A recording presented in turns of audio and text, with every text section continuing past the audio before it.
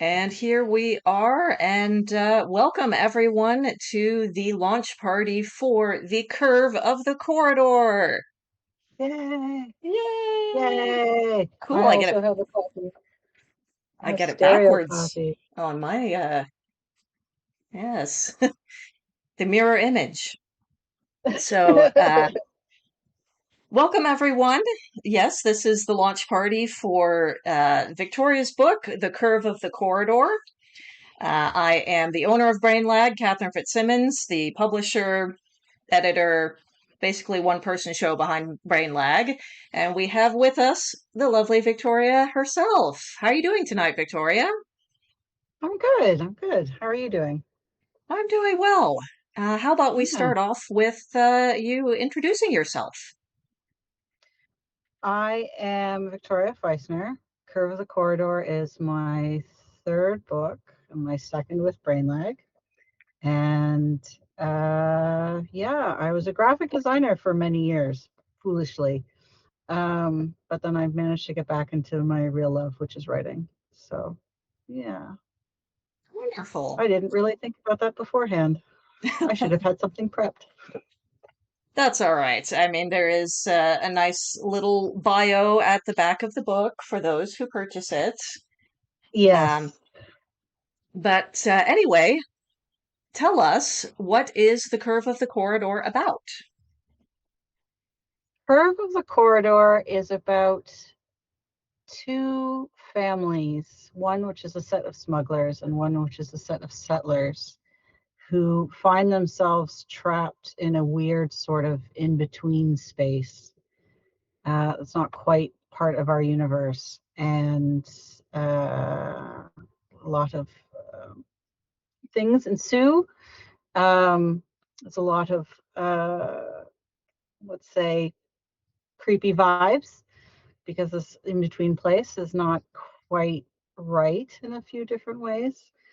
And and then they have to figure out a way to get themselves home. So it's very much a book about like found family and also just sort of dealing with situations that there's no way that you could prepare for, and how you manage, you have to work together to figure stuff out.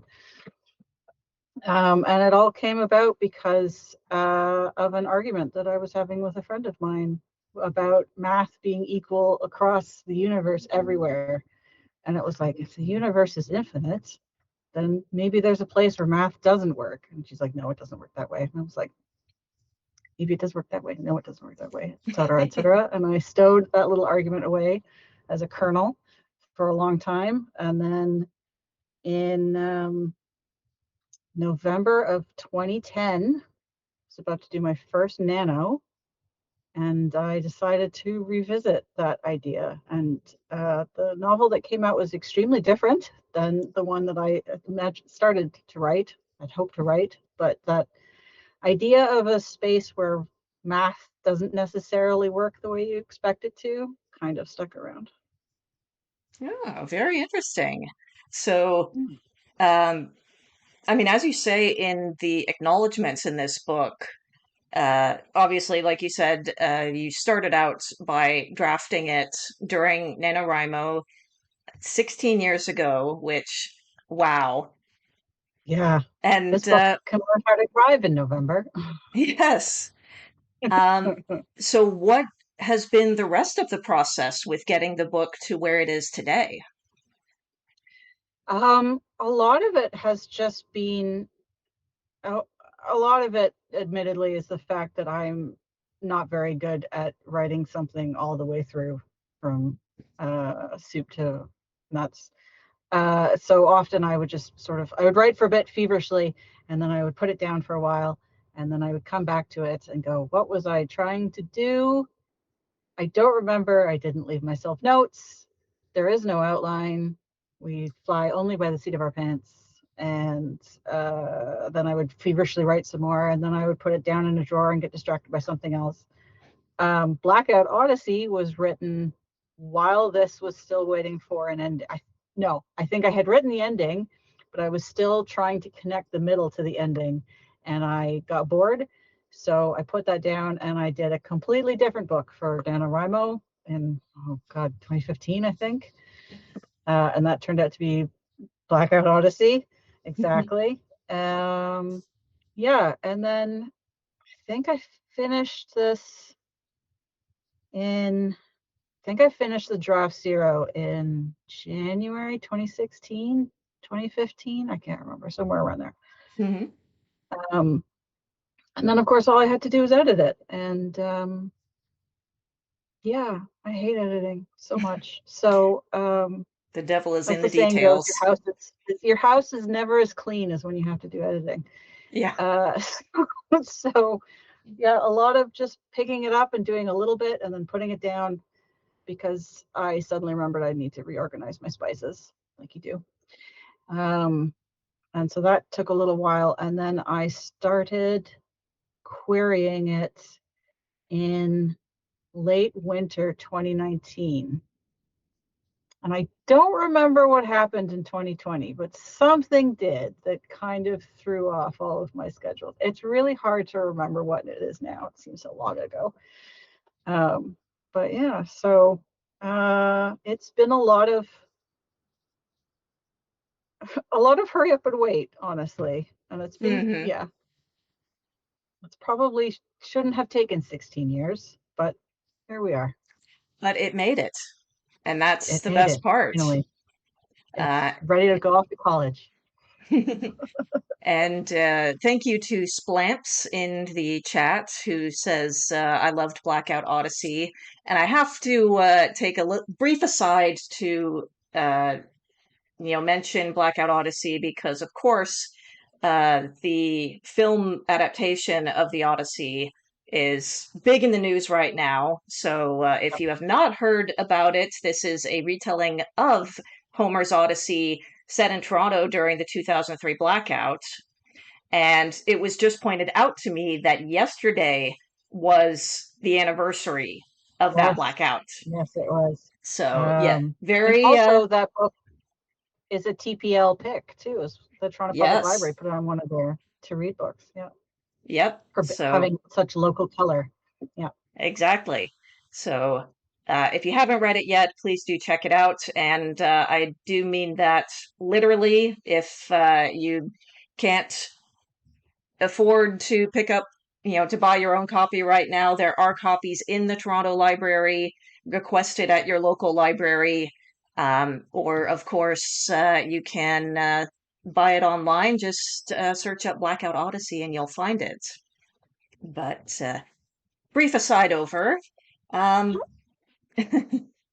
so I would love for you to tell me more about the characters in The Curve of the Corridor because they really Character. bring the book alive. Like, where did the ideas for the characters come from, and how do you get into the characters' heads? How do you translate them from the idea in your head onto the page?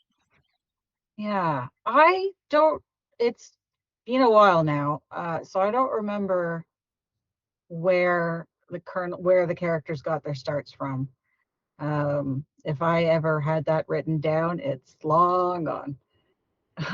But my process always with characters is to start with sort of maybe someone I know or someone I know vaguely to give like a sort of an outline of the person.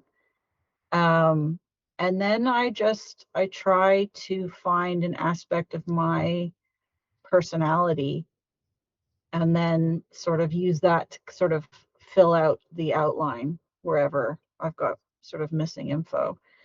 So, for instance, the two smuggler characters, Kasha and Michigan, are really dissimilar. Michigan's very quiet.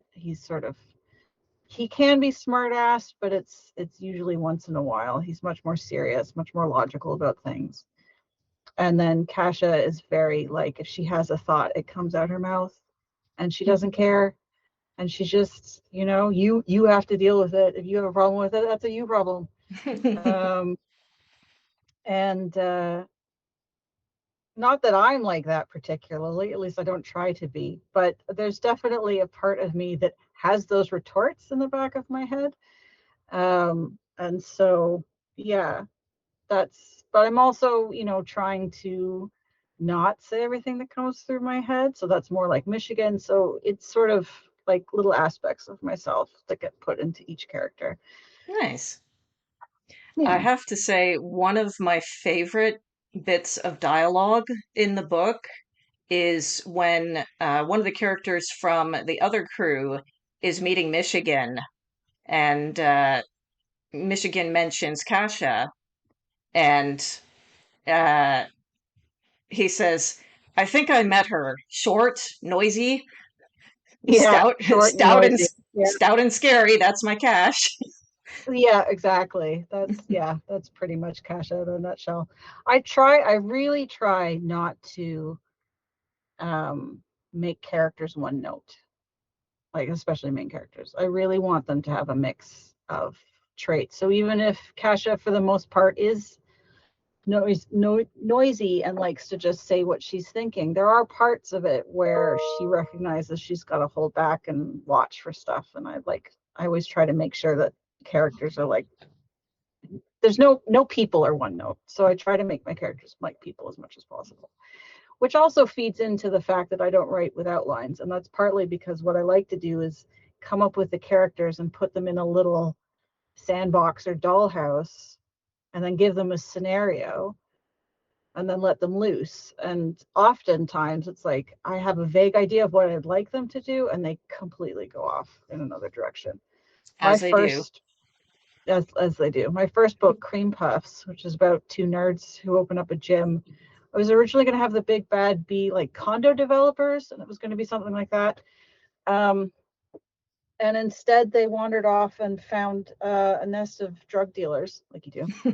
And so that became the whole sort of, not really that there's an antagonist in Cream Puffs, but you know what I mean? Like that's the sort of what they were up against. And the whole thing that I had been developing about evil condo developers and land sharks and all that. Nope, gone out the window. So yeah, Well, I'm just there's definitely a sorry.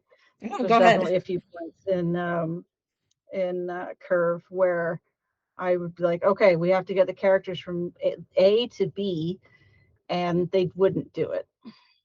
I'm writing, and it's just like, no, they definitely want to go in the other direction, and it's just like, okay, well, we'll see what's going down that direction. So yeah. Well, I find it amazing, especially after having read it so many times as part of the editing process, uh, because it came together in such a cohesive and, well formed story that your editing process, well, obviously took a while. It was Yes. clearly highly successful because everything flows together so well and so interconnected with great foreshadowing and everything that I'm just amazed every time I I think about this book. I loved it. Mhm. I Thank loved you. it every time I read it, and yeah, it's really fantastic. Did you have a particular favorite character? I think Cash is definitely my favorite just because she was so much fun to write and she's so snarky and it's very fun. But I also really enjoyed writing Phil, who's a very sort of almost mundane personality in comparison to Kasha and to the others.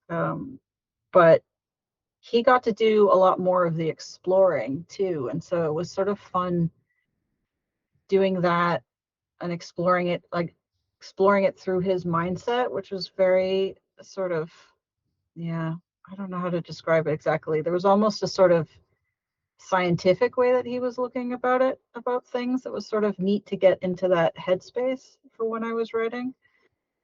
So he was a lot of fun to write as well. Um, And at the same time, even he has kind of those quirks that go against that yeah, kind of way he's set up, you know. He's He's lying. he's a very like a very scientific, logical sort of person, and yet he's going over to the derelict Ark ship without telling people because he has an impulse to do it. And it's just like, And well, okay. yeah, he's just kind of absent-minded at times. Yep. He's trying to kind of figure out what's going on in this moment after he wakes up in a hospital bed, and he's like telling himself, "Okay, what do I know right now? I mean, I know that my thought process is not really great.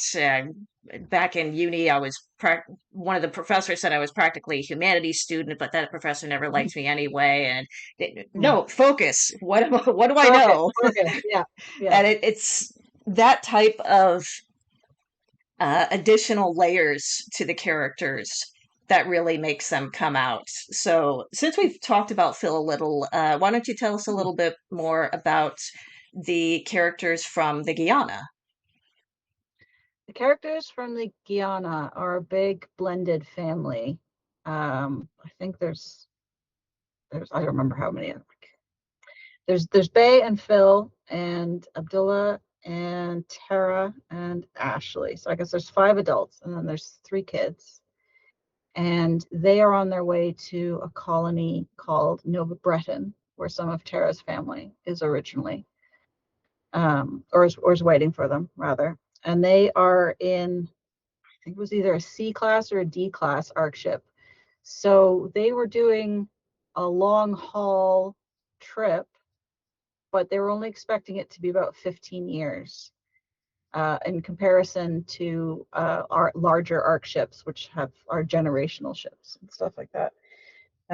They're all from different backgrounds. They're all mostly scientific, like they've mostly come from a scientific background. I like to think that they were all sort of university friends, like they've got that kind of vibe together. And yeah, and they're just sort of they're setting out from Sol, which is overpopulated and resource starved, and they're heading out for a new home. And they get stuck in. They find a deserted Ark ship, the Republika Srpska, and then also their engines don't work for some reason, and that's a main driver of the plot for both the A plot and the B plot is that space isn't behaving properly, even though the engines are. What else about them? They've got the 3 kids, and I don't know how much I could say more without giving anything away. Fair enough.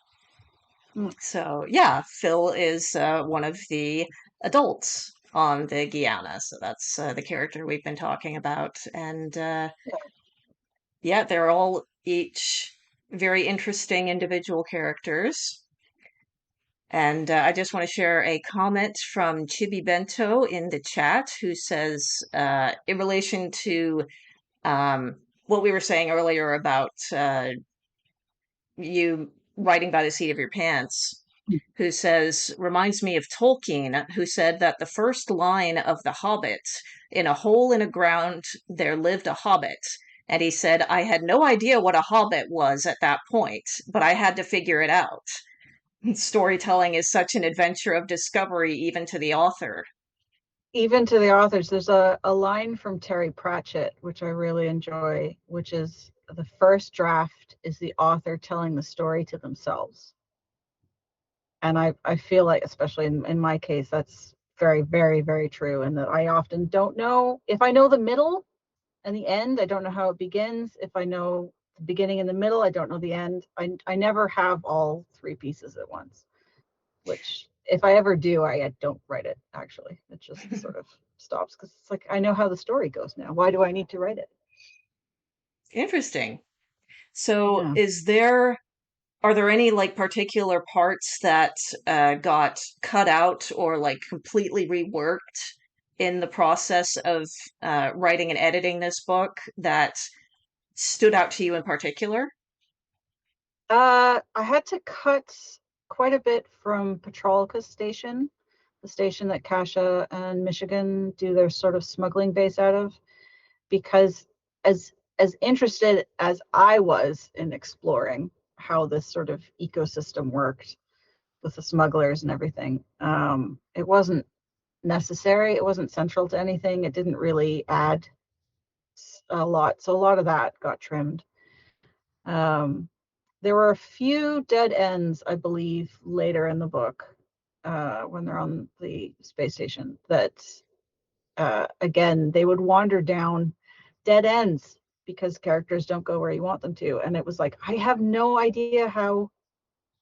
No, we're just going to, no, you're here. I need you to go this way. That didn't happen. Don't look it down that when we want to go this way. These aren't the corridors you're looking for. Exactly. Follow this curve, not that curve. Mm-hmm. Yeah. No, I don't remember.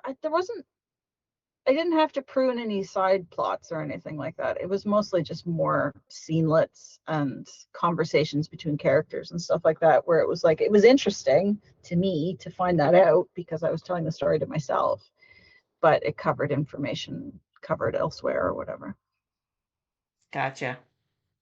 Well, it is 7:22 here in the Eastern Daylight Time time zone. So, would you like to give us a reading from the book? I would love to. So this is a reading from chapter 2, and it features the crew of the Guyana and sort of their predicament at the beginning of the novel. Bay reached over and patted the engine's bulkhead the way she would console an ailing person. I don't know what we're going to do about you, she said softly. Everything across the board is green. Why is everything green when nothing works? Talking to yourself? Phil appeared from the doorway. His flattened, sweaty hair meant he must have just changed from one of the suits, which meant he'd been over there again. Sort of, more to the engines. I went back over there, he said, as though it wasn't obvious. This time I pored over the engine logs. And? He dumped the discs on the panel, about a half dozen. There you go, all of them. I don't know enough about the readings, so I only glanced at the data, but looks like they were all green too. He leaned against the console, back to the screens, arms folded against his chest. Deep purple bags bloomed under his eyes and wrinkles across his forehead. He wasn't getting any more sleep than she was. They picked up the small translucent discs, inserting one into the reader. Why would they abandon a working ship? I don't think they did. What? He met her gaze for only a moment, his normally cheerful blue eyes dull and weary. They didn't abandon the Serpska, Bay. I think it abandoned them. What are you talking about? Her voice cracked as in the back of her mind things began knitting together, and she didn't like the pattern that emerged. He started towards the door. Wait, where are you going? Let me know when you're done reading. I need to brief Tara. Faye shivered at the thought of the deserted Ark ship. She turned her attention to the readout. The discs weren't encrypted. She scrolled down, and her jaw dropped. It was the Serpska's mission data. All of it. The adults of the Guyana sat around their kitchen table. It was real wood from Earth, an heirloom of Tara and Basma's. Faye ran her hands along the grain, feeling the unevenness of the varnish, the age, and the stories in each dent and crack. She had often wished she'd had such a table of her own before. Phil cleared his throat. Thanks for meeting. Phil, please get on with it. Tara leaned forward, resting her elbows on the table, her cheek in her hands. This isn't a surprise. You don't have to treat this like a presentation. We all know you did some more reconnaissance on the Serpska. It's bothering me, he admitted. I mean, I know it's been bothering everyone, but I can't help much with the engine troubles. Nothing else needs fixing, and sitting here on my hands was agitating. So I went back to see if I could find out something more. Something could have collapsed or been unexpectedly open to space, Abdullah protested. You should have told someone where you were going. Phil rubbed his face in his hand, ruffling his beard. I know. I will next time. It was just an impulse. Anyway, he stressed, hoping to forego any more chiding over the lack of protocol. Found some interesting things while I was there. Bay can tell you. I went through the discs that Phil brought back and discovered something disturbing. She placed her reader in the center of the table and pressed the display key. This is the Serpska's telemetry, and this is where it was supposed to be.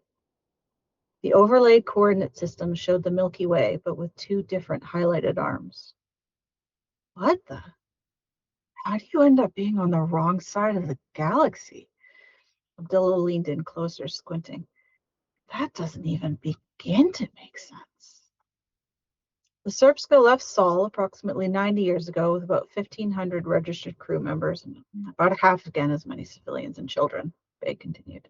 It's an ARC ship from the second Exodus, a true Class A. It's designed as a complete ecosystem to last theoretically, indefinitely, I suppose, provided they stop for repairs every so often.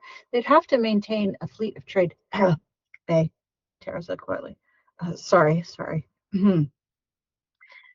Original heading was here, the edge of the Milky Way. She paused and looked into each expectant face. With the possibility of trying to make it to the large Magellanic Cloud. Christ, Ashley breathed.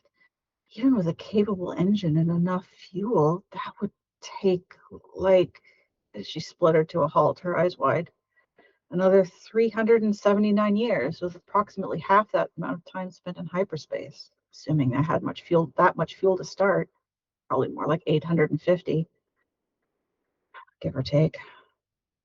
A heavy silence. The adults shifted in their chairs, trying to wrap their heads around such a concept. Their own journey to Nova Breton was supposed to last another 5 years. That already seemed an eternity. But then, how did they end up in this arm? Abdullah asked. Even if assuming one extremely fucked up pilot, how could they jump this far without realizing their mistake? Because, Phil answered, his voice soft and quiet. They didn't jump. Space jumped around them. What? No. Tara shook her head. It wasn't even a question, more an accusation. Around her, the partners stared at the data while Bay looked away.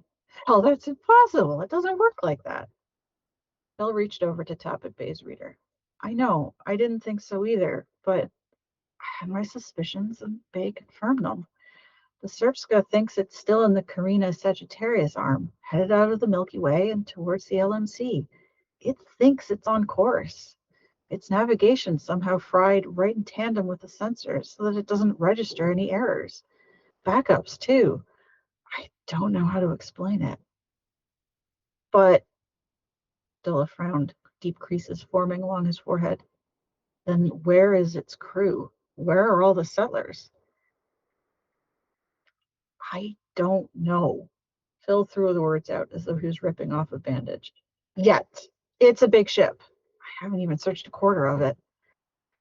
All the data suggests that they were there before the jump or the wormhole or whatever, the event.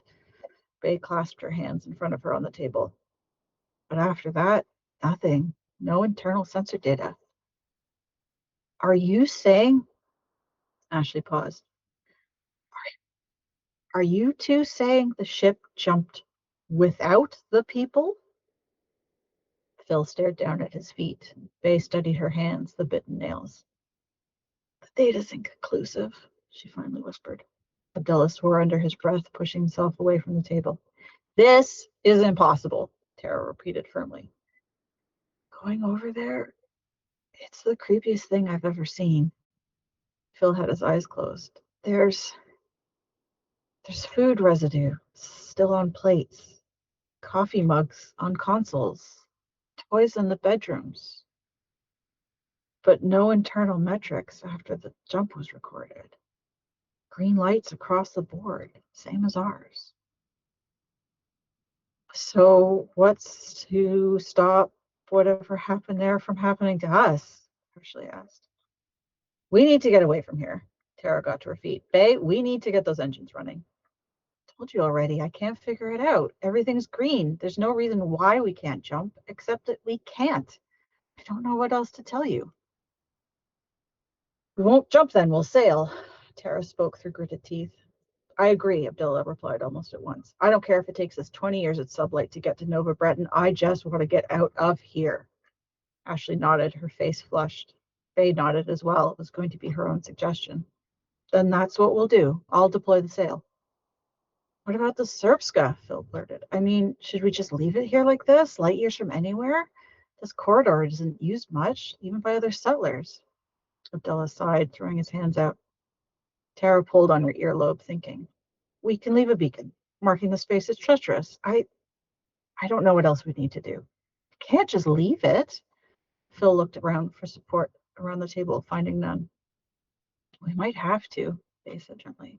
I don't like the idea any more than anyone else, but our first priority is getting out of here. There's nothing anyone can do for the Serpska's crew anymore, wherever they ended up.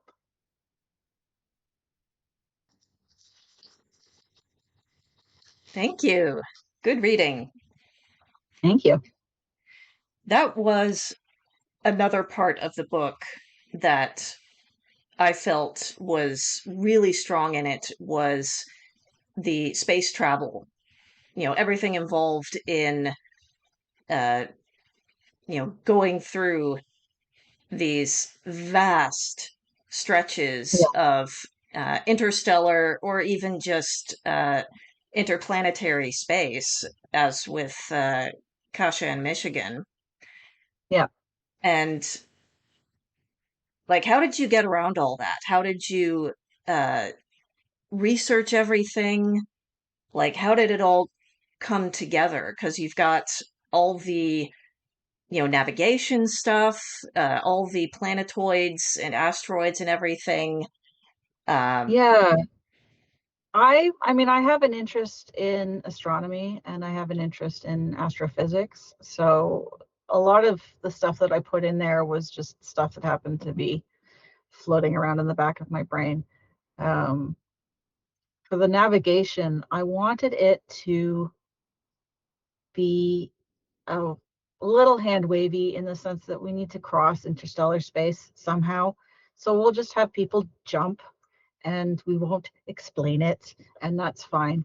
But I also wanted to like make sure that when they're not using the magical jump device, that relativity, for instance, is still maintained, and these there's a grounding in it at least, so that yes, okay, we have a magical way of getting across space that's faster than light technically, but when they're not doing that, I wanted to try and respect physics as much as I could without being a person who um, reads physics textbooks, which is possibly the wall that I hit in researching.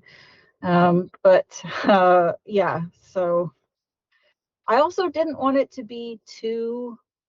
There's a lot more science in it than I put in it because I didn't want it to be explained too much because the characters know how it works. And I very much dislike novels where there's a lot of talking about how machinery works, even though everyone who's in it should know how the machinery works already. oh, So yes. one way to get around that is to having the engines broken. So we have to explain how they work. And the other half of it is how I treated it with Kasha whenever, whenever Michigan's piloting and he's doing things, all she's describing, because it's usually from her perspective, is him flipping switches and lights are coming on or lights are going off. And that's, she has no idea what he's doing. She has no idea what he's doing. He's pushing the buttons and the things are happening over here. And that's fine. And she sort of treats it anything more complicated than a coffee maker. And she's just sort of like, I don't need to know what it's called. It's just, does it work? Does it not work? It's fine. I'll deal with it. That being said, she's also the engineer on her ship. So, although I don't remember if this scene made it in or not, but there's one where she's trying to explain to one of the other mechanics that she doesn't know the name for anything. She just knows how it works and whether it's doing what it's supposed to or not, but she couldn't tell you why or how or what it's called. Hmm.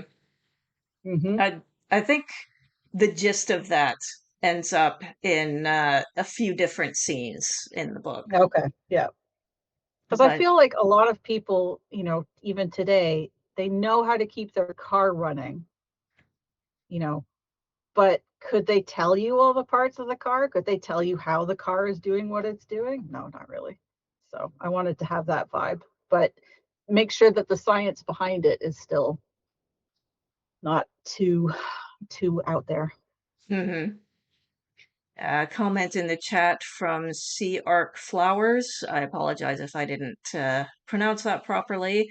Characters not knowing how everything works is underrated. Something feels wrong if every crew member could field strip the entire ship. I agree. I agree. Overcompetent characters is one of my sort of pet peeves in science fiction because it kind of breaks immersion a little bit for me anyway. Hmm. I don't think people generally work that way, and if they do, they don't come as a whole team. Yes. Yes, as Splamp says, buttons go boop. Yes, exactly. And There's uh, one, yeah, the little whirring. There's one part where she describes the little whirring things. And he's like, mhm. what are the little whirring things? She's like, little whirring things, whatever. Not the little worrying things. Not the Yes, little whirring things. Yes, yes, especially them. Most of all them them. most of all. And and an addition from JD Deluzio in the chat that the average person couldn't tell you how their cellular device works, which, yes, No. very true. And Yes. yeah, I can definitely understand the yes, let's get into my automobile with its gasoline petrol fueled My engine. combustion powered by the combustion engine. Yeah, exactly. Yeah. Nobody. Yeah. Yeah. Yeah, I think Especially it and the farther we move into the future, I think the more it's going to be like it's more going to be opaque for most people. I don't think mhm. most people could explain how their printer works, honestly, or their sewing machine. Have you ever seen those little videos where they show how a sewing machine is actually making the loops? Like if it's one of those things you don't think about it until somebody shows it to you, and that technology has been around for 120 years at least. Yep. Yeah, Yeah. another comment from JD Deluzio. Before we leave for the drive-in, let me explain to you the four-stroke cycle. Yes. Well, Bob, as you know, blah blah blah blah blah. Yeah. Yeah. Yeah. The best way I find to get around that is to have something be broken. One, it drives the plot, and two, it gives characters a chance to explain to other characters how it should be working.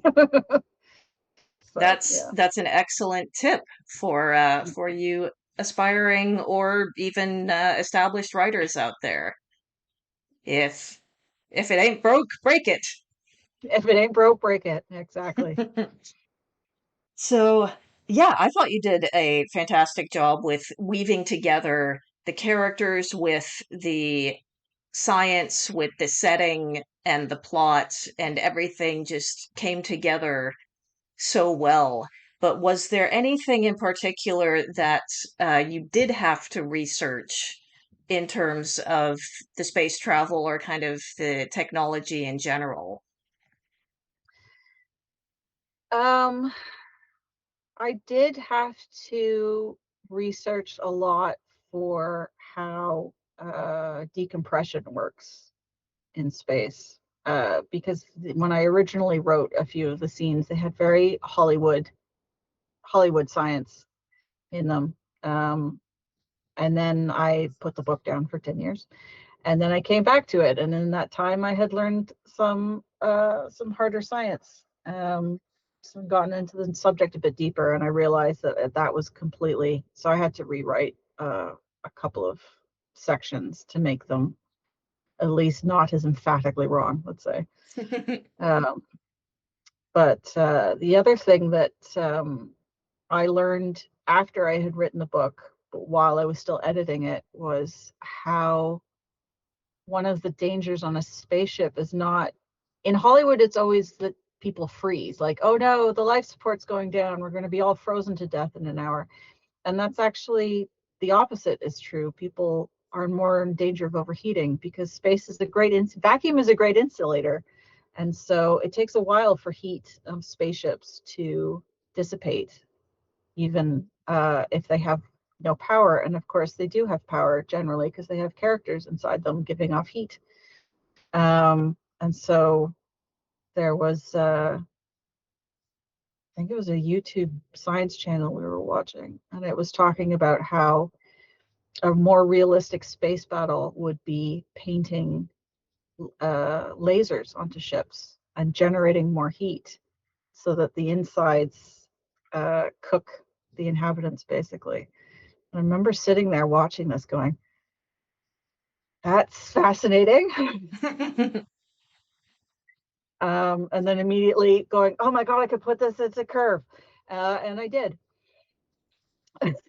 So yeah, the science was an ongoing and piecemeal process. As I learned things, then I would go, wait a second, did I put something? I need to go fix curve. And going back and double checking things. Yeah. Uh, a comment from Lilith Lotor. Uh, the Rocinante using projectile weapons. That would be from The Expanse. That would be from The Expanse. I mean, projectile weapons also get the job done, for sure. But they also are, when you think about it, they're very resource heavy, because once you fire a projectile, it's gone forever. And so that would definitely have worked. And I think that's what I used in the original draft for the space pirate fights. But the more I got into sort of the world building and how sort of scrappy everybody was, and how sort of like everyone was just living not paycheck to paycheck, but like on the razor thin profit margins of things, I got more and more into the idea of lasers, because the engines are generating power anyway, so that's not a resource you have to worry about as much.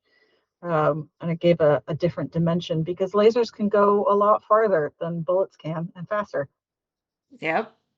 So As Lilith points out in the chat, traveling forever. Who knows where to?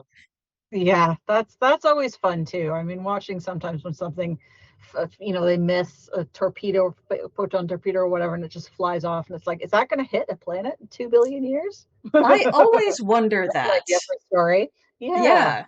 let me just write that Hmm. one down. um, I had a thought and my train of thought derailed. So, what about you, chat? Any questions for Victoria about the book, about writing process? Haley Ann saying, "Surprise, torpedo or cake." You know, Yeah.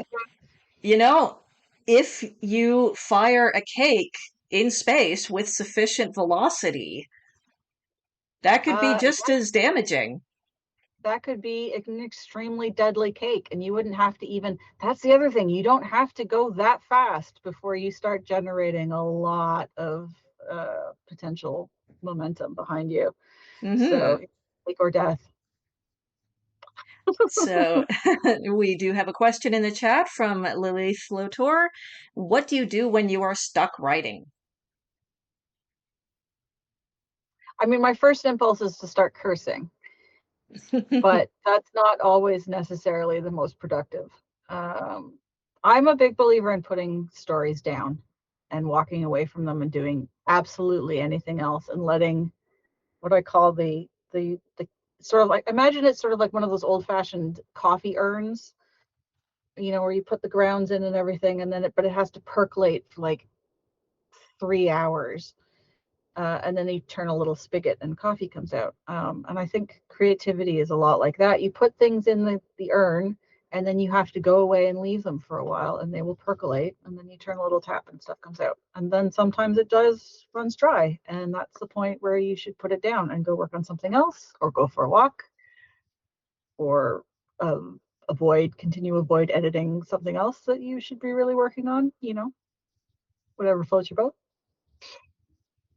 And we also have a comment from JD Deluzio in the chat showing his Canadianism here, saying that if you fire a cake, the cosmic referees might call you for icing. Ah, da, da, da, da,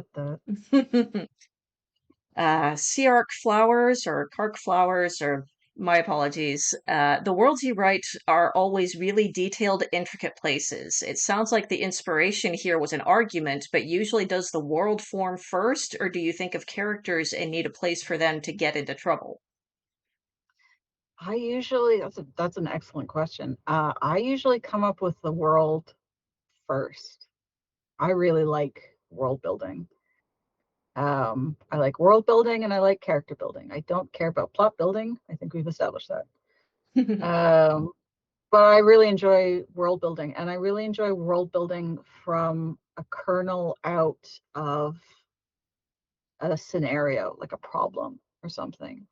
So Kasha and Mitch are smugglers. Okay, great. What are they smuggling? Why are they smuggling it? Where are they smuggling it from or to? Why from there and not from somewhere else? And it's that sort of spreads out. And then, in developing that, I had Patrolgus, the smuggler station, and an asteroid um, around Jupiter. And so I got that out of it. And then from there, it was just sort of like, okay, well, if they're on the underbelly of things, then what does the middle class look like? And so that informed, I mean, it's hard to say from this point of talking about 15 years ago, but that informed a lot of the decisions about the interior of the Guyana, for instance, because they're not living hand to mouth. They're quite comfortable and they're setting off because they're choosing to make this journey. And so it was sort of like, then how do I build that world around them, and so on and so forth. And again, I don't want to get into too many spoilers, but later there's other locations where I wanted it to immediately feel different, and that was really important to me. That the sandbox, even if the reader didn't know what was happening, you knew that the location really had changed, and that the playing field sort of had changed with it. So yeah, definitely world building is my number one, and then characters, and then I see what they do, and then I see if that can be wrangled into a story that's coherent to other human beings. Nice. So we've got a few questions in the chat. We'll start with Lily Flotor saying, where do you pull inspiration from? You say you like astronomy. What else? I pull inspiration from all over the place. I'm a big believer in having lots of different places that you pull it from. I read a lot of nonfiction. I read a lot of history. I like classical history. Um, so I often pull inspiration from that because there's often stuff that's happened in real life that's like, this would be perfect if we put it on the moon, that kind of thing. Isaac Asimov famously wrote the Foundation series because he'd been researching a book on ancient Rome, and so he just put it on the moon, so to speak. Um, so that's definitely a source of inspiration for me. Also, honestly, if I'm being truly honest here, a lot of inspiration comes from spite, because I watch or read something that somebody's done badly and think to myself, I can do a better job. Nice. Spite can be a great motivator.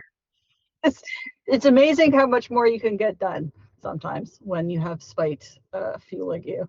So there's been a few bad science fiction books that I've read that I won't name on shame, but it's just sort of like, why don't, and I mean, ultimately that's what it becomes, right? It becomes like, I don't want to read this. I want to read something that's like this, but I can't find it, so I'll write it for myself.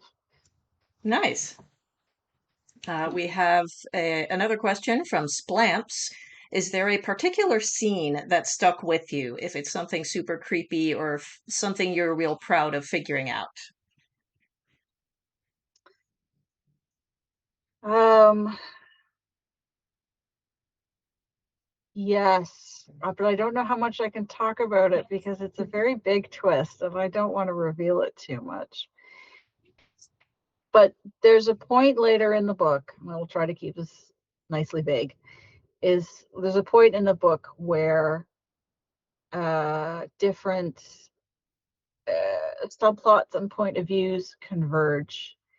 And I didn't know how I was going to get out of the corner that I had painted myself into. And so I had one of my famous, fine, I'll put it down in the drawer and walk away from it for a while. And when I came back, I was rereading it, trying to remember what I had thought I was maybe trying to do. And then I had a very cheap sounding, I know, but I just had a flash of inspiration that's like, oh, wait, but if I make into then this solves all of this. And so that's what I did. And then I went back and sort of tidied it up so that it sort of everything dovetailed more smoothly afterwards and kept going from there. But yeah, the revelations in the third act, shall we say, are one of the scenes that I'm particularly proud with because it was a real problem solving kind of moment for me. Nice. Mm. And Chibi Bento asks, on a scale of 1, the goofier episodes of Star Trek, to 10, Alien, how creepy is Curve of the Corridor? That's an excellent question. We just we recently are doing a Star Trek: The Next Generation rewatch, and we got to the episode where everyone de-evolves, and it's Picard and Data on the ship, and people are turning into lemurs and things like that, and Barclay's a half spider.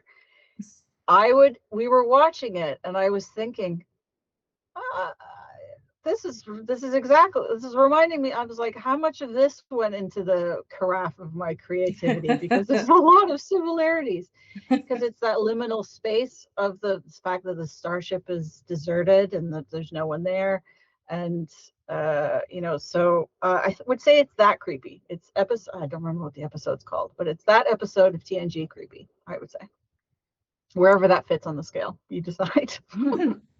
Yeah, so it's definitely more of kind of a psychological creepy. Yeah, I didn't originally, when I gave it to a beta reader, I gave it to her with the warning that this is sort of harder SF than I usually write. So be warned about that because I know that you're not a big hard SF reader. And she was like, okay, great. Well, thank you for the warning. I'll give it a try. And then there was text messages that came back was like, this is super creepy. Why didn't you tell me about this? I was like, I forgot. I didn't know. I do also read horror, and I think that also sometimes can skew what I think is sort of gently creepy. Other people often far more intensely creepy. But yeah. Genesis season 7, says Kark Ah, Flowers. yes, Genesis. Also says Spider Barkley is the worst. Absolute worst. I honestly don't know what he looks like anymore because I have been leaving the room for the past 30 years now. Whenever that scene comes on, it's like, oh, they're in engineering. Okay, I have to go get a drink. Bye. So What's your it's such a favorite good book that What's your favorite book that you've read this year? Ooh, this year. Um, a new one that I read this year. I'm gonna need a moment to think about that, I think. I've read quite a lot this year, but it's been mostly fantasy, and it's been mostly none of them have really leapt out at me. I did reread Hail Mary before going to see the movie in the spring. That's a really, really good book. Yeah. I really enjoyed that one. Yeah, I've now read it a couple of times because I got out of the movie and I was like, I have to read it again. Oh, I read a bunch of alternate history Roman Empire novels that I cannot for the life of me think of the title or the author. I think it was, I can't remember. It had something to do with catapults, but it was really great review. It was really fascinating because it was alt history Romans, but told with a very contemporary voice. everybody's the bureaucracy, from the bureaucracy to the foot soldiers to everyone's talking like somebody just on the street now, and it gave it an immediacy that was really, really great and that you don't often get in historical fiction. Nice. Because that's how they would be talking in Latin. They would be, "Hey, we're working here," that kind of thing. Mm-hmm. It's just we wouldn't recognize it as such necessarily. But I don't know. I will look up those while the next question is coming in. We've got a couple. Mental Hugs asks, how did you come up with the title? That's an excellent question, and I honestly do not remember. It's not a cop out. It was a long time ago. I had to call it something interesting because my original title for it was Space Crazies. And so it was called that for many, many years. I don't remember where Curve the Corridor came from, though, unfortunately. I mean, there is mention of the curve of at least one particular corridor in the book, but Yes. how it relates to the title is definitely an interesting story. Y- yes. Wait, did I tell you this? Because I don't remember this part. No, I always found it interesting, and you know, I assumed there was a lot of subtle extra meaning to it related to kind of what's revealed in that scene. And Ah, no, sorry. I nice. think it was just meant to be sort of like a, yeah, let's, no, I don't think symbolic in it at all, particularly. Aside from the fact that it's about not being able to see what's coming, that kind of thing. Like, I think That's that's nice. probably why I Yes. settled on it. But no, I don't remember exactly where I got it from. And So the books that I was reading before, they are by K.J. Parker, and the book was called 16 Ways to Defend a Walled City. And it's interesting. that's the alt history Roman stuff. So they're very good.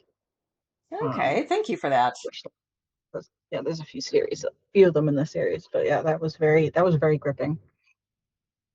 And a special thank you to Splamps, who comments, slaps top of arc ship. You can fit so many curves in this corridor. You need to fit curves in this. This is your baby. Yep. Lily Really, now Flotor. I'm kind of curious. Like I wonder if I'm going to wake up at 2 o'clock, 2 o'clock in the morning, going, "Oh no, wait, I remember why I named it that." Lily Flotor asks, do your hobbies sometimes inspire your work? What else are you working on? My hobbies often inspire my work. I don't know, because my hobbies, I mean, writing is a big part of it, and then my other hobbies tend to be very sort of um, tangible. So I like to sew and I like to knit and things like that. So I don't know that my other hobbies do, but suppose reading is a hobby, in which case, yeah, a lot of that comes through.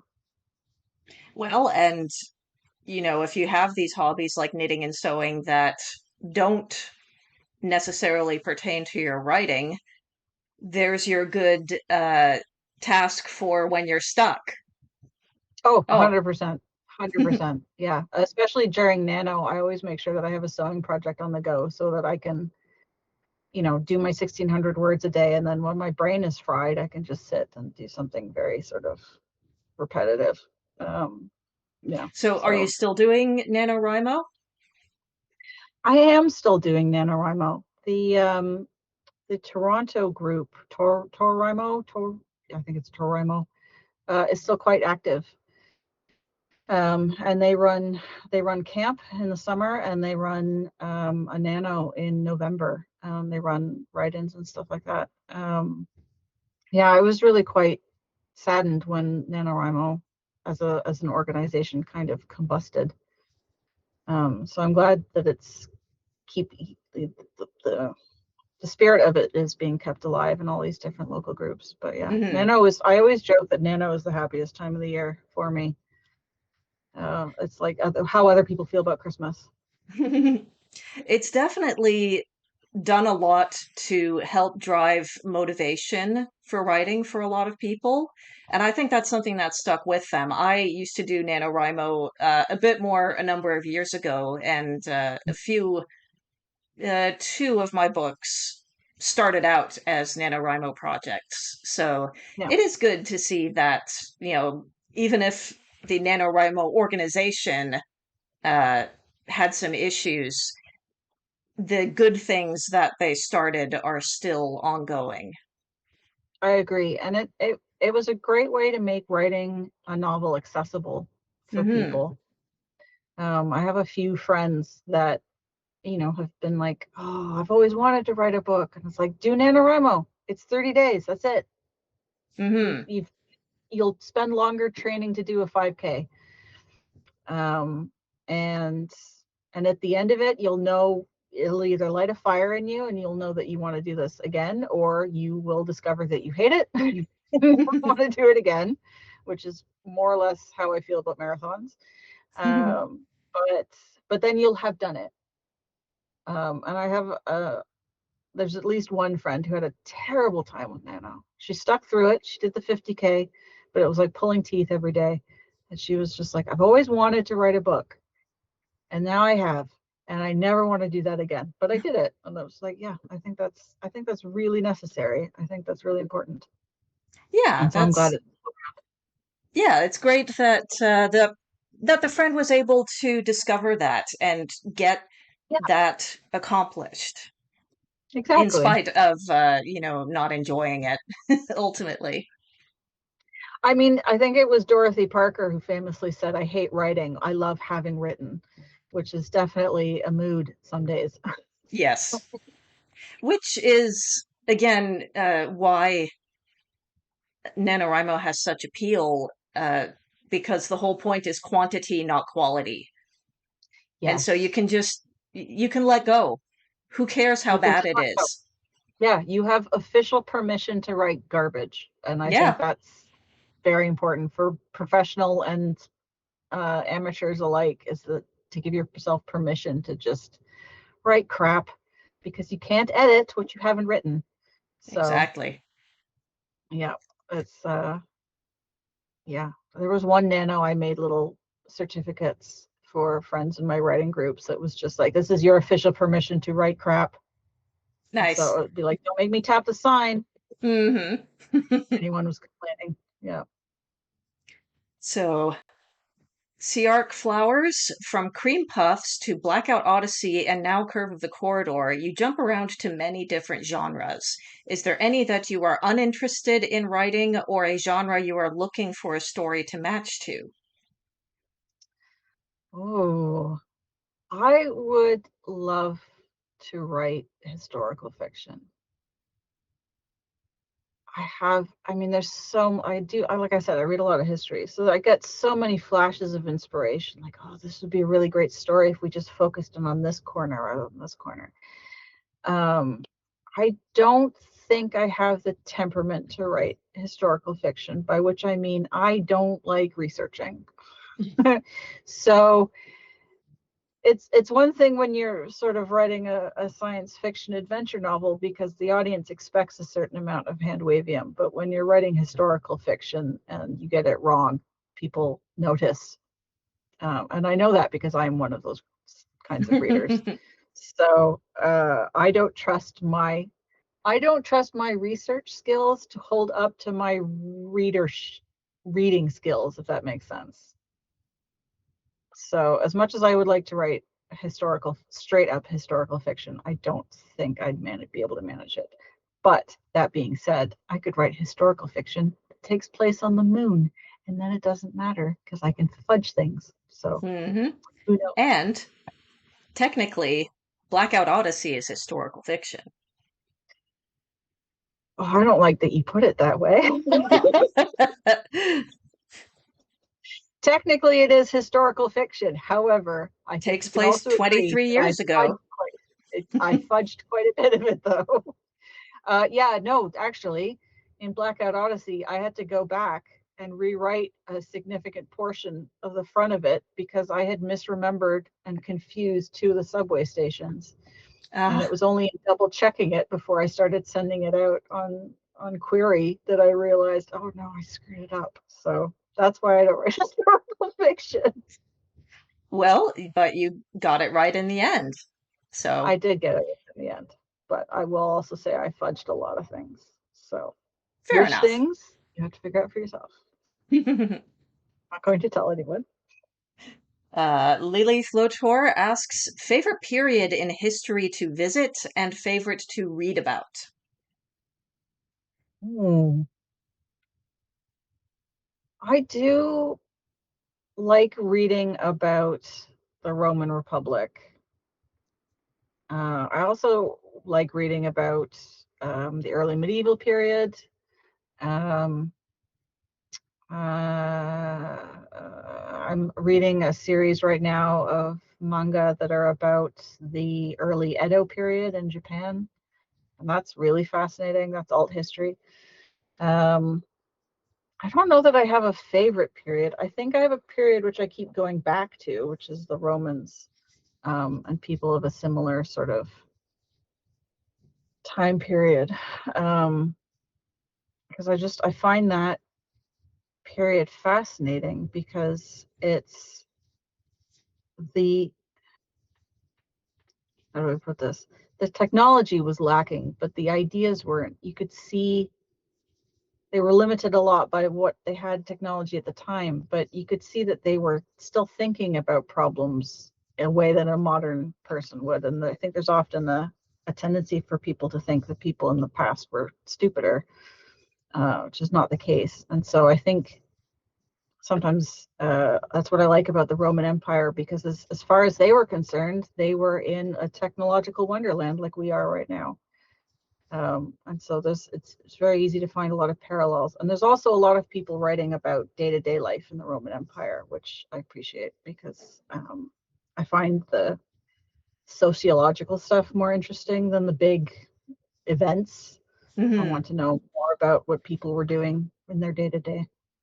And I mean, the Roman Empire spanned a significant portion of history as well. So, saying the Roman Empire is not like, this 10-year period, Yeah, it no. encompasses Yeah, a wide they range. encompass it a lot. Yeah. But it, yeah, so I definitely have a specific periods within the Roman Empire that I'm more interested in. The start of the empire and the end of the republic has always been very fascinating to me, possibly because we're living in it right now. Hmm. But yeah, I will read any historical period really, as long as it's from the point of view of the people on the ground, so to speak. Yeah. And hence question from JD Deluzio in the chat, will our society end like the Roman Empire? Um, I mean, will we be attacked by Huns? That's very hard to say. I wouldn't rule it out at this point, but yeah. I mean, in some respects, the Roman Empire continued with the Byzantine Empire for quite a lot longer. So you could have that argument as well. I'm going to sidestep this one. Thanks, JD.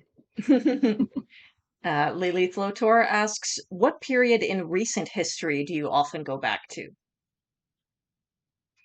Oh, I don't study as much recent history as I do further back. I'm not as interested in modern history as much. Um, yeah. The 1920s were pretty interesting. The 1930s, obviously, a lot was going on.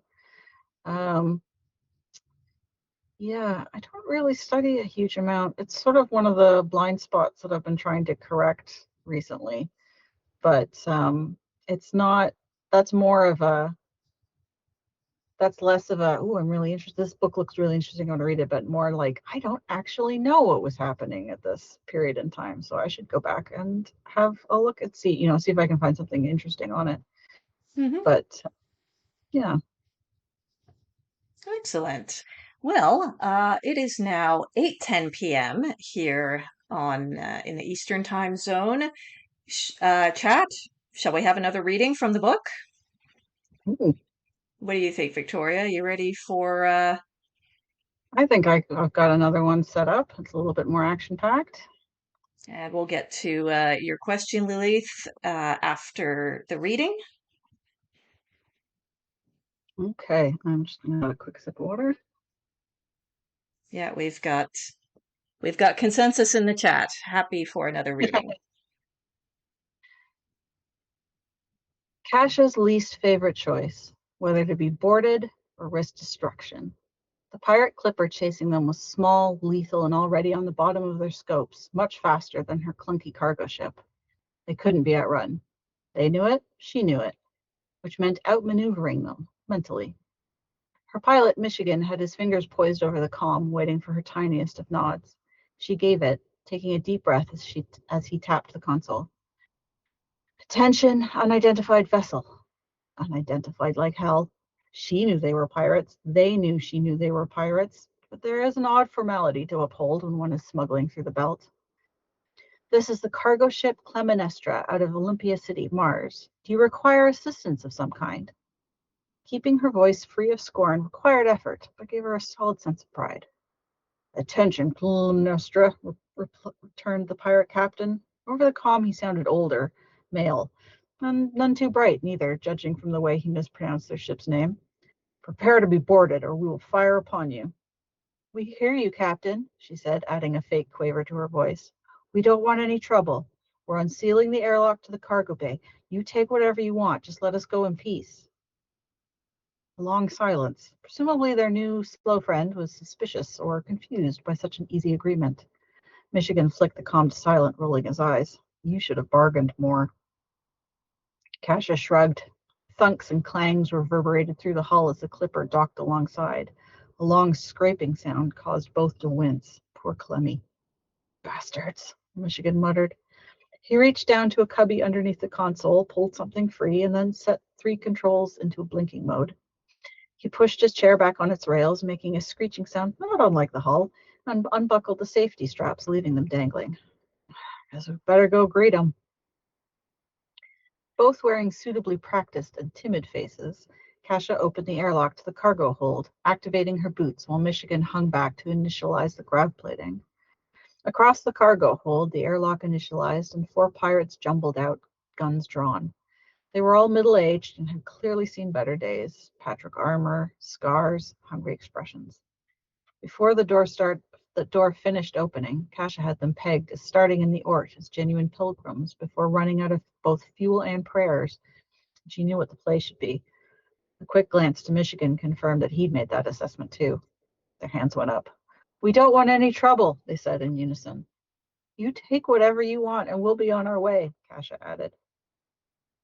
The less stupid-looking pilgrim pirate, a slim distinction, narrowed beady eyes, frankly assessing both the crew and the small, cramped cargo hold.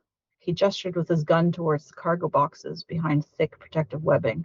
What are you hauling? Supplies for Callisto Hospice. Medical supplies? One of the younger grunts asked, excited, his gun swinging around right at her. Do we look like the kind of ship that would carry medical supplies? The grunt flashed an angry red and brought his gun to bear on the pilot instead. I don't like your tone. He began to say something else, but the leader, the less stupid one, placed his hand on the barrel to lower it. We don't aim to get anyone hurt, he said, looking Kasha in the eye, captain to captain. He sounded like he meant it, too, maybe still the near side of Pilgrim. You two, go open those crates, see what they're carrying. Kasha and Michigan stood by, hands raised. Scrubbing bots, that's all I got. What you got, Lou? The other thug in the back responded by kicking his crate over. outspilled stuffed animals of a plasticky and colorful variety. He held one up for review, a wall-eyed teddy in a shade of brown best described, among better company, as unpleasant. Toys! Bought some shitty toys. The fuck kind of cargo is this? It's for Callisto Hospice, Kasha repeated quietly, maintaining her rapport with the leader. He was the one to watch, to negotiate with. Donated by the good citizens of Olympia for the hospice's Christmas toy drive. The hospice is run by nuns, Michigan intoned. It's for sick children, Kasha added. The comments caused deep furrowings of brows among the grunts. Can't steal from nuns, Reverend, one whispered. The others nodded. The Reverend, the pirate captain, whatever he was, crouched to examine one of the open crates, tipping the scrubbers out into the gravitized floor. He carefully ran his hands along the inside, feeling for a catch or a snag or anything out of the ordinary. Perhaps he wasn't as stupid as Kasha had presumed. When his search revealed nothing, he gestured for one of the stuffed animals. A grunt passed him a garish blue unicorn. Unclipping a utility blade hanging from his belt, he gutted the toy, turning it inside out, polyester stuffing drifting to the floor like a heavy cloud. He clipped the knife back and looked up at Kasha. This is a piss-poor cargo haul. We take the jobs we can get. She gave a tiny shrug, arm still raised. You know how bad times are. He grunted in response, kicking one of the bots with the toe of his boot. His unmagnetized boot, Kasha noted. Reverend, what do you say we do?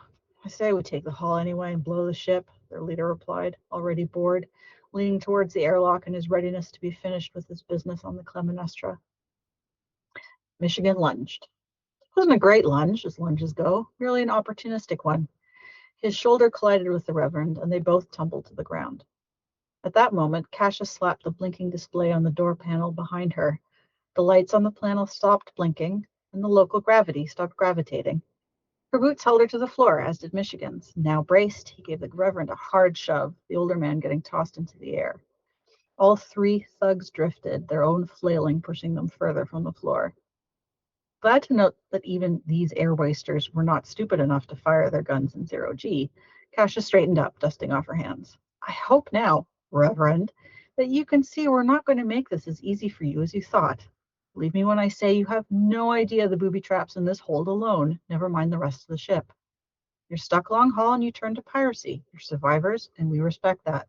But we don't want any trouble, and you don't want any trouble. So we'll give you the box, and you can go your way, and we'll go ours. Sound good? Michigan hauled himself to his feet, scowling at the drifting Reverend near the ceiling. Deal? He prompted. Pirate leader, his foot caught in cargo webbing, gun floating uselessly out of reach, growled an affirmative. Good. With a sigh of exasperation, Michigan clunked through the cargo hold door, Kasha on his heels. It ground slowly shut behind them, the thick steel more than a match for the pea shooters the pirates had. Hopefully they'd realize that and stick with the easy deal and leave. At the sound of the clunking lock, Michigan reactivated the grav plating in the cargo hold, noting with smug satisfaction the thuds and curses as he did so. Kasha clicked on the hold's camera. Both held their breaths. The pirates spent a moment inaudibly deliberating over the scrubbers, only to leave, empty-handed except for their guns, clanking through the airlock. Michigan exhaled, then ran to the cockpit as fast as he could, with his boots fighting every step. Kasha remained, watching closely to make sure they didn't plant or leave anything on their way out. Fucking pilgrims. If I had a gram for every one of them that jettisons their morals at the first sign of trouble. They're disengaging. Michigan's voice crackled over the comm. I can't detect any weapons charging, but I say we get out of here. Back in the cockpit, Kasha was trying to scrape her chair back into position. It squealed and protested, but eventually she was up to the console and her safeties clicked tight around her. Lousy sunburned chair. I should grease it. I should do a lot of things. Her fingers played across the console. They're still moving away from us. Sending dispatch to the sentries now. Report and complaint sent. Automatic reply received. And engaging beacon. A small red light overhead began to blink. Kasha smiled, leaning back and lacing her fingers behind her head. So you did get it on him. Michigan grinned in return, his nose wrinkling. It's in his jacket pocket. Nice work. Different light flashed, and Kasha checked the readout. Would you look at that? Sentries are grateful for our assistance in this matter and thank us for helping maintain the peace and security of the belt. He thought for a moment. You know, if there's a bounty on those grav-fed morons, we might just end up getting paid twice for this job. Kasha broke into a wide grin. I love it when that happens.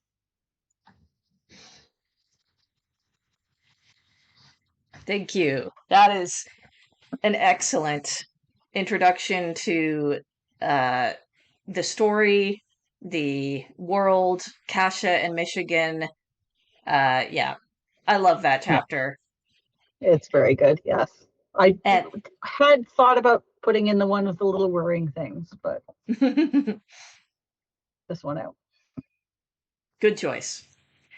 Um, so I do have another question about specifically the setting in the curve of the corridor. But before we get to that, just before you started the reading, Lilith Lotor asked, do you write to music or no music?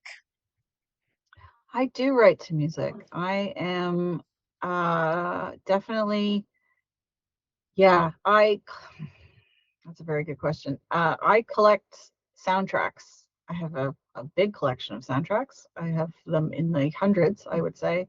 And when I'm writing, I do sort of accrue a playlist of mood music from all ends of the spectrum that sort of fit within the tone that I'm trying to maintain. A lot of Curve of the Corridor was written to the soundtrack from Tron Legacy, the Daft Punk one. So that kind Nice. of gives you an idea to the tone of which I was writing in. Thank you. Also, just sharing a quick comment from Deb Dog Penny saying, wow, great chapter. So Thank thank you. you for that. So, yes, something that I've always been interested in hearing a little bit more about from the Curve of the Corridor is the political history. Like what, because you have specifically, the history of Earth and of Sol, the other planets in the system. And you do a great job of introducing it without getting into the details, and I'd love if you'd like to give us a little more information about kind of how it came to be that way. It came to be that way out of um, thinking about the mechanics of the settlers and the Ark and how uh, there's generation ships in science fiction, and there's instantaneous, faster than light fiction in science fiction, and there's not a huge amount that's sort of in the weird middle. Like in the 1800s, to cross the Atlantic took months. It took months, and if you were traveling for business or to settle or anything like that, you had to plan. You had to bring 3 months worth of food, all of that stuff.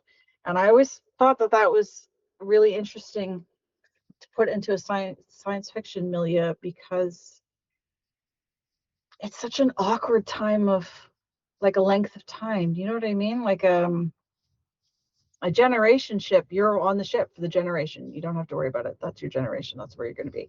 But if you're on a ship for 15 years, that feels very, I don't know how to put it. It just, in my mind, it feels so much more different because you have to then be thinking about when that 15 years ends and when you get where you're going. You'll be Hmm. a completely different person at that point. And once I sort of made that connection about like sort of 18th, 19th century sailing trips across the Atlantic or whatever, I started thinking about colonies on Earth during that time and how so that sort of informed how I built the solar system, um, which is that, some of the colonies, some of the planets stayed relatively small, and some of them got bigger and then decided they wanted independence. And then, whenever you get differences of opinion like that, you get wars. And when you get wars, and then it built and built and built and built and spread out. Um, and uh, and so sort of just following that sort of like trail of breadcrumbs, it was then like, okay, well then what would a united government look like? And that's sort of something that the Guyana is trying to avoid. Um, and then, later on, what would an even more united government look like? And what shape would that take, and that sort of thing. So a lot of it in the world building came out of the premise of how to deal with awkward lengths of time for journeys. And then it just kept sort of, once you put one pin in place, stuff starts to fall in place around it, and then you can follow that out. Yeah. So at this point in the story's history, Earth belongs to indigenous people. Yes. I know there's Um, a lot of mention made of North American indigenous people, but like, are there other indigenous groups? Well, yeah, you can explain it. yeah. So um, one sort of a trope that gets explored in science fiction, that I wanted to have a go at exploring, was the idea of, if people can leave Earth, if there's places to go, who gets to leave? Who stays behind? Um, and a lot of it is done on there's sort of economic, social, class, that sort of reasons. And I wanted to explore more that, uh, maybe people choose to stay, and maybe the people who choose to stay kind of end up taking back and reclaiming the autonomy that they had beforehand. So that's why I put the Earth under a large portion of at least North America under the control of indigenous groups, because the idea is that a lot of the settler class had fled to other places in the solar system once they became available. Um, yeah, that was So, sort of, um, yeah, just as the more I explained, like more I explored sort of with the idea of the settlers, I wanted to sort of also explore the idea of the people who choose not to go. And as the child of immigrants, there's always reasons to leave, but I also kind of wanted to explore what the reasons to stay might be. I didn't end up putting a whole lot in the novel about that specifically, but it informed a lot of the decisions I made for the political aspects of the various, you know, planets so, and times. so was there a lot of additional world building, well, system building, I suppose? Uh, obviously you've got a bit more history in terms of like actual events that happened Mhm. that you've been interested to explore in a different context. I've written a few short stories that are sort of set in the same universe and explore different aspects of it. I have one of the things that I explored, because it didn't really quite fit into the book, was the idea of the first person who traveled through hyperspace and what that would have looked like for them. And I can't say a whole lot without getting into spoilers, but that ended up being a complete story on its own. And I also have a series, a story that's underway. I haven't finished it. I put it down. I'll pick it up again at some point. A story about NaNoWriMo. cedar ships, about people who go to terraform these planets that other people ultimately live on. And that was sort of me exploring the mechanics of how that would work. Um, yeah, and usually exploring it by having something extremely critical that no one knows how to fix break down, As you do. as you do. That Yeah. that actually sounds like a particularly interesting story to me. You know, Mm. focusing on, kind of the mechanics and the nitty-gritty of the actual terraforming process, and then, the people who are actually planning to live there arrive and they leave. Yeah. Or do they? Or do they? Or do So, they? Like, what yeah. happens to the people who get sent on these voyages? Do they go home afterwards, or are they expendable? That's the kind of question I wanted to, again, trying to find historical basis of that. Like, the people who were sent out to start out colonies. Um, a lot of colonies don't start out, they don't succeed the first time round.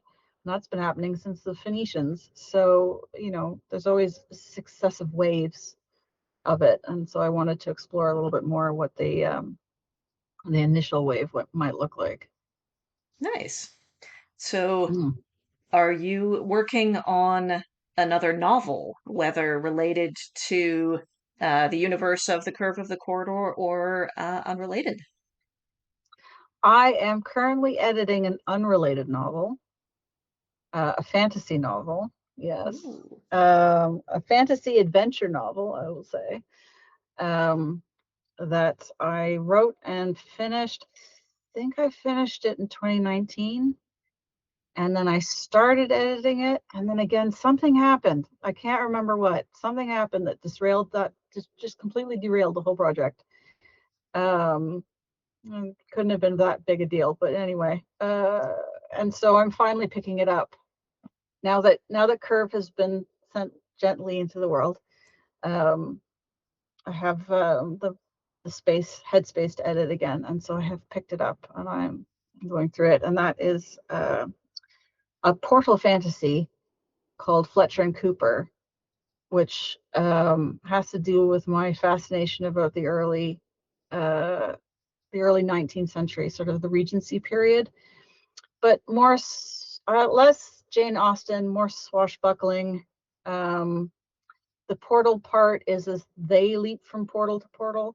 So it's sort of like Jane Austen meets Sliders meets Gulliver's Travels. It's kind of a lot of things that I like in a blender, gently pulsed together. I'm having a lot of fun editing it, honestly. It But sounds like a fun story. it was the novel that I wrote, and I only put things in it that I liked. I had been querying for a while at that point, and so I was hearing a lot about what sells and what doesn't, on the commercial side of things. And so for the Nano that year, I was just like, no, I'm going to write something that's just for me. It's completely unsellable. I can't, and no one else will want to read it. It's just for me. And so it's only things that I like. So it's, yeah, so I made a swamp water of my imagination, and it became Fletcher and Cooper. But it is getting edited, and I will be looking for beta readers sometime in the fall. Just putting that out there. You heard it right here, chat. And of course, we have you're involved in a secret project that has been underway here at Brain Lag Yes, for much of the year, and yes. hopefully we'll be That, able well, to. that's a novel I might actually pick up for Nano this year. Is have a series of short stories involving a con artist with a very stupid superpower. And the con artist is named Top Shot McGee because I can and no one can stop me. And I've had a few short stories with her in mind, and I think it might be time to put the novel together. So that might be my Nano project. We'll see. Ooh, well, looking Yeah. forward to that. Yeah, and Yeah. hopefully we'll be able to give some more information about this project pretty soon here. Uh, I can say that it is probably coming. It should be coming next spring, Ooh. and it starts with Anth. So we'll just say that much at this Yeah. point. But Yeah, any other thoughts or comments or questions of your own? Chad, anything else that you'd like to ask of Victoria or me? I mean, I'm here. I want to know more about this anthology that's coming in the spring. I haven't heard any details. Well, coming soon. I'm not entirely at liberty to give the Yeah. details, but yes, Chibi Bento, where can we buy the book? You've got the address right here on your screen, books2read.com/curve. That will give you links to all the major bookstores and ebook stores. You can search for it on your bookstores or ebook stores. Bookshop.org is an excellent choice if you haven't been to it before. That you can buy through bookshop.org, you can buy a book from your local indie bookstore, or just walk into your local bookstore and say, "Hey, I want to order in this book right here," and they should be able to get it for you. And also ask your local library, because libraries love buying books that people ask for specifically. Um, and yeah, And that helps the book a lot. and authors love when people check out their books from libraries. Yes, It's especially when they're people that we have in completely different cities that have no connection to us whatsoever, and we get to find out about it on social media. I'm not saying that that doesn't make my day entirely. yeah, so please just the easy way to buy is books2read.com/curve. And otherwise, just feel free to ask it wherever you get your books, whether that's an indie bookstore, a big retailer, ebook stores, Kindle Kobo, Google Play, Apple Books, um, any of the other small ones, or your local library, or yeah, Or just come find me and ask me, and I will see if I've got a copy for you. yes. So Yeah, if you you're have to in sign it Toronto, too. Special signing pen. there you go. Yes, if you're in Toronto, just keep an eye out on the streets for Exactly. the. I may be lurking. I may be behind you right now.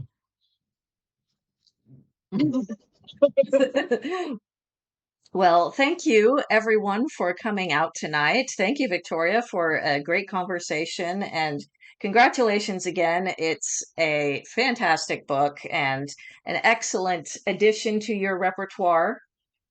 Thank you so much. It's yeah, I'm so glad that I had the opportunity to bring Curve of the Corridor into the world and Blackout Odyssey. They're both just an absolute joy, and it's been great talking to you tonight. Thank you so much. So I hope everyone has a great rest of your weekend, and stay cool and keep reading. Thank you so much for everyone for coming out.